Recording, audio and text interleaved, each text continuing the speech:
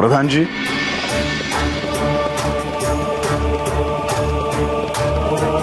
परमनियतीच्या मनात जे आहे तेच घडे। ह्या शिवलीलेत प्रत्येकाच्या असण्याचे एक विशेष महत्व आहे। त्यांच्या अस्तित्वामुळेच ही शिवलीला साकारत आहे। बानू ही इंद्राची कन्या आहे हे बानूला ठाऊक नव्हतं, आणि आपली कन्या जीवित आहे हे शचीला ठाऊक नव्हतं। आजवर आपल्या मातेचे प्रेम बानूला मिळाले नाही, आणि शचीला बानूला भेटण्याची ओढ असणं हे देखील स्वाभाविक आहे। तेव्हा शची असं काही करेल असे मला वाटत नाही।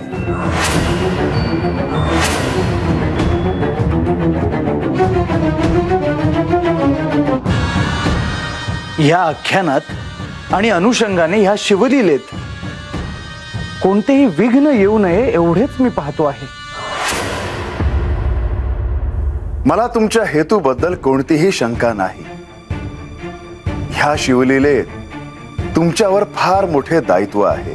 तुम्ही आणि लक्ष्मी देवी ह्या जेजुरीत आहात, म्हणून ह्या शिवलीलेत सर्व काही सुरळीत पार पडते आहे।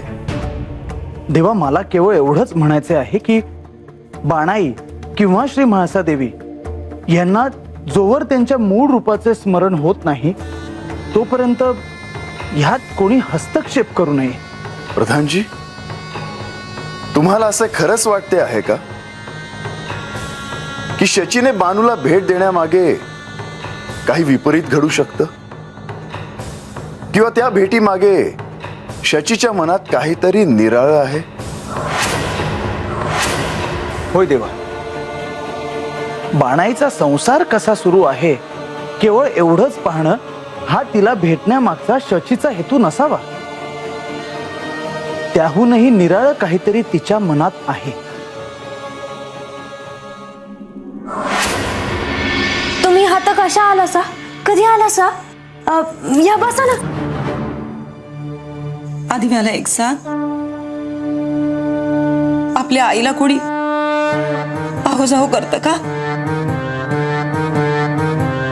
आधी मला तू म्हण बरं। पर तुम्ही पण नाही काही नाही। बर, तू हात कशी आलीस? या आईच्या जीवाला किती बरं वाटलंय तुला काय सांगू। अगोदर मला तुझा लय राग आला होता। माझी चूक पदरात घे माय। आई आपल्या कन्येवर कधी रागवते का?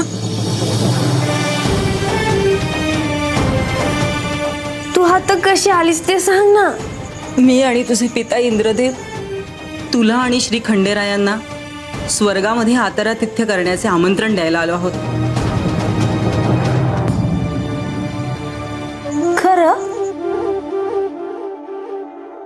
तुझ्या विवाहामध्ये आम्हाला काही करता आले नाही।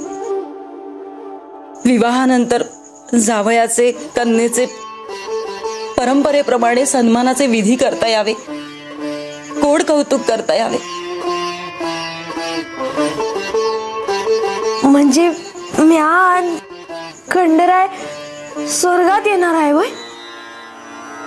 हो,